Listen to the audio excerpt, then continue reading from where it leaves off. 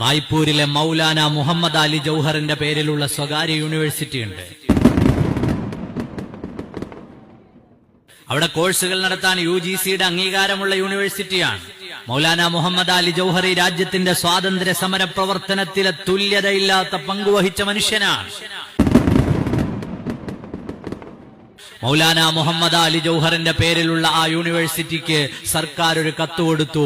അവിടെയുള്ള 40 കെട്ടിടങ്ങളിൽ 38 എണ്ണവും 15 ദിവസത്തിനുള്ളിൽ പൊളിച്ചു നീക്കണം.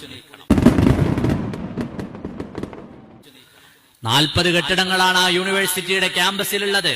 മൗലാന മുഹമ്മദ് അലി ജൗഹറിന്റെ പേരിൽ റായ്പൂരിലുള്ള യൂണിവേഴ്സിറ്റിയുടെ 38 കെട്ടിടങ്ങളും പൊളിച്ചു നീക്കണം. അതൊന്ന് നിയമപ്രകാരം നിർമ്മിച്ചതല്ലത്രേ. ആലോചിച്ചു നോക്കൂ, അവിടെ പേരാണ് പ്രശ്നം. മൗലാന മുഹമ്മദ് അലി ജൗഹറിന്റെ പേരിലുള്ള യൂണിവേഴ്സിറ്റി. ജവഹർലാൽ നെഹ്റു യൂണിവേഴ്സിറ്റി ഡൽഹിയിൽ. രാജ്യത്തെ പല യൂണിവേഴ്സിറ്റികൾ വികസിപ്പിക്കുമ്പോഴും ആ യൂണിവേഴ്സിറ്റിയുടെ ഉള്ളിൽ പഠിക്കുന്ന വിദ്യാർത്ഥികളെ തീവ്രവാദികളായിട്ടാണ് പറയാ. കാരണം അവർ നിരന്തരമായി സമരങ്ങൾ ഉണ്ടാക്കുന്നവരാ.